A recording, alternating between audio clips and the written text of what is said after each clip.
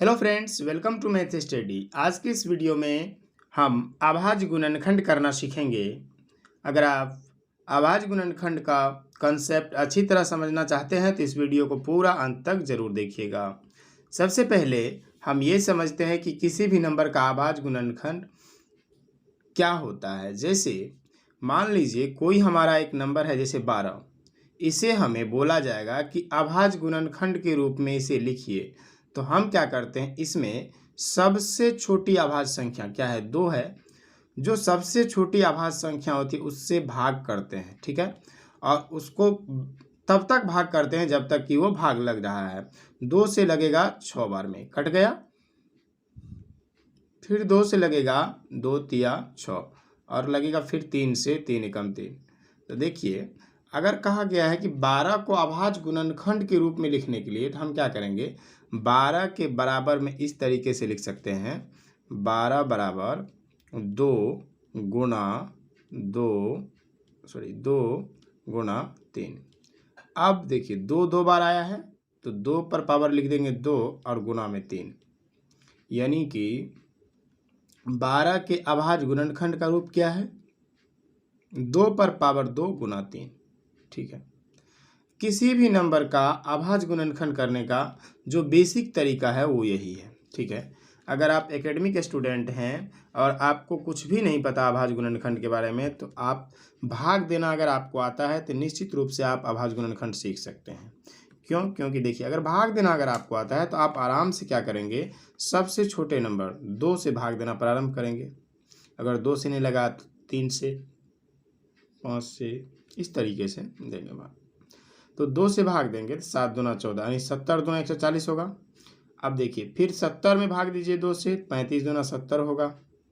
ठीक है, अब फिर 5 से लगेगा, 5 7 35 होगा। फिर 7 से लगेगा, 7 एकम 7 होगा। अब इस 140 को अभाज्य गुणनखंड के रूप में लिखने का तरीका क्या है, तो इसको लिख सकते हैं हम, यहाँ लिख लेते हैं। 140 को अभाज्य गुणनखंड के रूप में लिखने का तरीका है 2 गुणा 2 गुणा 5 गुणा 7। और यहाँ 2 बार आया है तो इसको लिखेंगे 2 पर पावर 2 गुणा 5 गुणा 7। वास्तव में ये 140 ही है, लेकिन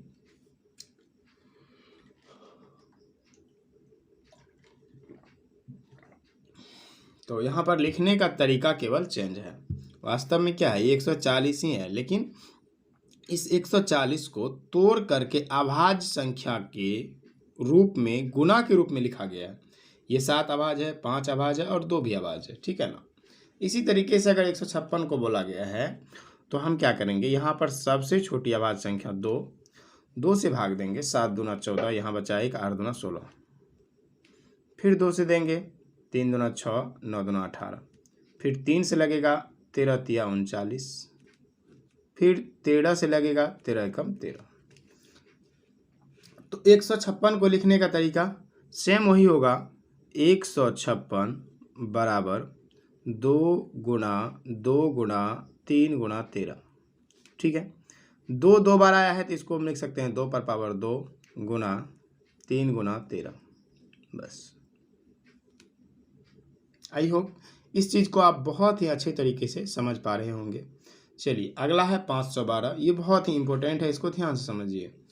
512 थोड़ा सा लंबा है, इनको ध्यान से समझिएगा। 2 से लगेगा, 2 दूना 4, यहाँ बचा 1। 5 से लगेगा, यानी कि ये हो जाएगा आपका 2 दूना 4, यहाँ बचा 1, 5 दूना 10, यहाँ बचा 1, 6 दूना 12, 256। फिर 2 से लगेगा, 2 एकम 2, 2 दूना 4 और 8 दूना 16। ठीक है, फिर 2 से लगेगा, 6 दूना 12, 4 दूना 8। फिर 2 से लगेगा तो ये हो जाएगा आपका क्या, ये हो जाएगा आपका 32 दूना 64। फिर 2 से लगेगा, 16 दूना 32। फिर 8 दूना 16। फिर ये हो जाएगा 4 दूना 8। फिर 2 दूना 4 और फिर 2 एकम 1। कितना बार आया, 1 2 3 4 5 6 7 8 9, यानी कि 512 को अगर लिखना होगा अभाज्य गुणनखंड के रूप में तो 2 गुना 2 गुना 2 गुना 2 गुना 2 गुना 2, 1 2 3 4 5 6 7 8 और 9, यानी कि 2 पर पावर हम इसको लिख सकते हैं 9। क्या? 2 पर पावर 9। 512 को लिखा जा सकता है 512 बराबर 2 टू दी पावर 9, यही हमारा आंसर है।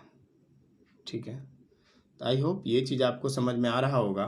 अगर इस तरह से हम 10/24 को करें तो 10/24 में क्या आएगा, देखिए 10/24 2 से लगेगा तो 512 होगा।